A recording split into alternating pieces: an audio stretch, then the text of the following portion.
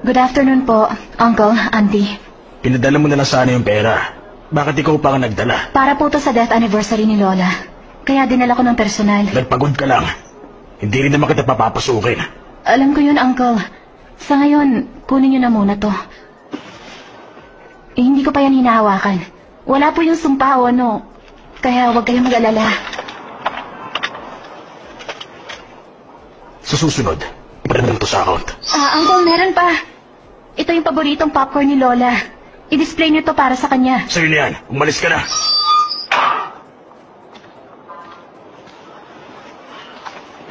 Asan nga? Ano ka ba? Kailangan pa ba talaga to? Wala kang alam tungkol sa kanya. Wala nang pinanganak siya, namatay ang mga magulang niya, pati ng ilan sa mga kakilala nila. Pati ang nanay ko na nagpalaki sa kanya, namatay dahil sa kanya. Gabihan mo pa? Ayan na nga, kulang pa ba? Ay.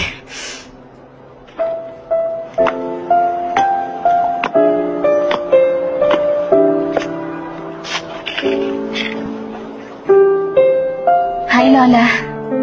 Si Yumi po ito. Sorry, hindi ako makakapunta sa padasal niyo. Kumain po kayo ng marami, ha?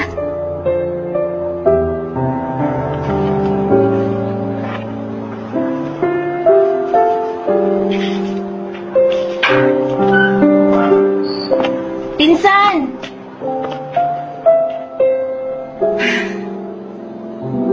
Yumi, nagpasaboy na naman ba ang tatay ko ng asin? Hindi ko alam kung bakit ka ba niya ginaganyan. Sana man lang iniisip niyang tumutulong ka din naman sa amin. Alam mo namang pinalaki ako ng lola. Kaya dahil doon, kailangan ko siyang bayaran. Alam ko, kami lang ang relatives mo. Kami lang ang meron ka. Tama yan. Yumi, alam mo, sa totoo lang parang mababaliw na ako. Bakit? May problema ba sa baby mo? Hindi yun. Yung asawa ko kasi gumagamit na naman ng credit card. Ngayon panggipit kami't manganganak na ako next month. Ano bang dapat kong gawin?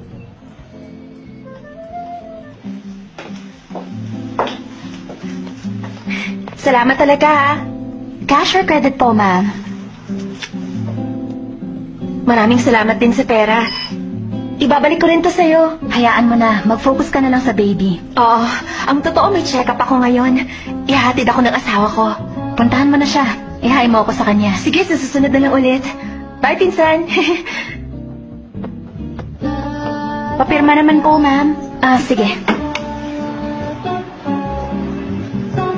Naku. Dapat pala pinadala ko to sa kanya.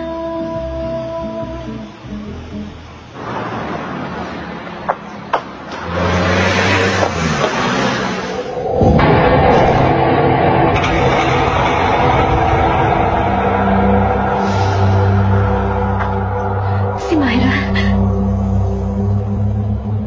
Tumigil kayo, Myra!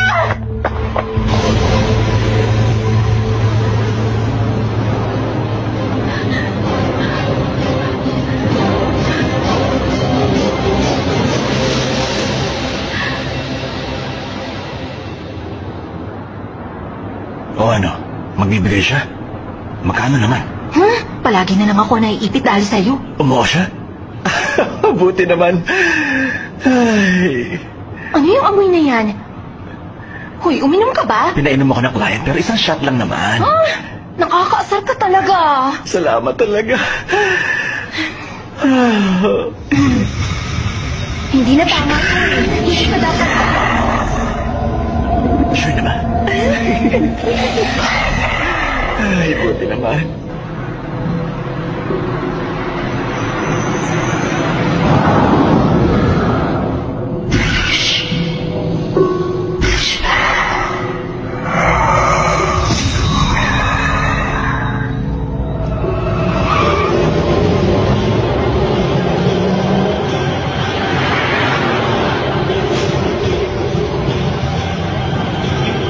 Ay, hala, tignan mo. Tignan mo.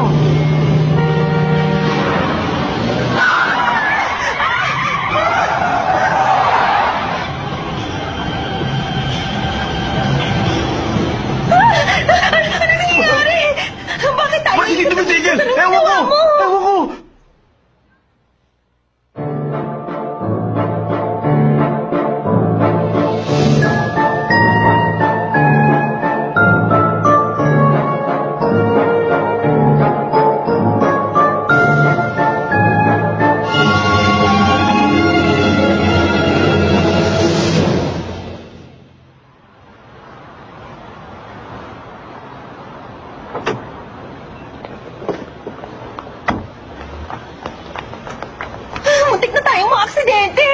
Ayos ka lang? Myra!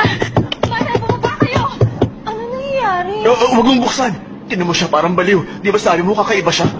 Myra, baba dyan! Myra!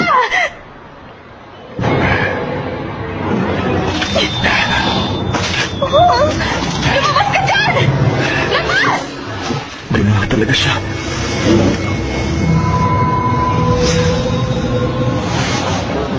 Wala na nga. Titigil niyo to! Baba dyan! Baba! Bumaba kayo! Baba!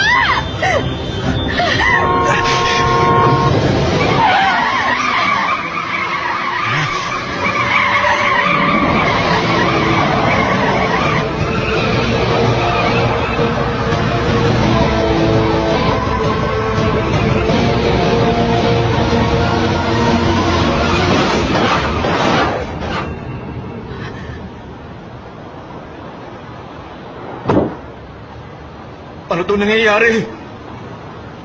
Ikaw ba may gawa niyan? Siraulo ka, ha? Hoy! Oh, sino ka?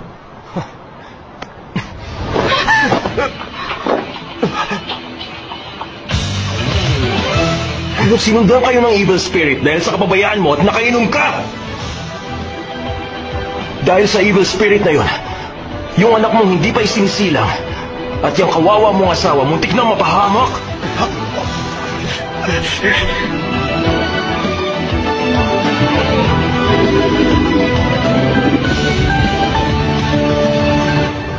Tatapusin ko muna ang kumag na yun.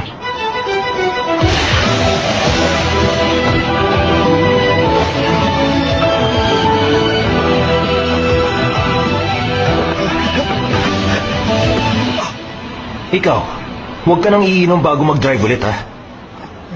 At kung sisigawan at babastusin mo ulit ang babaeng yan, tutuluyan na kita.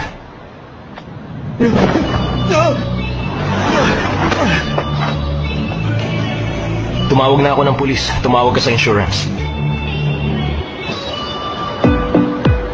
Saka ba't hindi mo ako tinawag? Lilitaw na lang ba ako ng kusa lagi? Sige na. Hindi na talaga ako darating kapag hindi mo ko tinawag.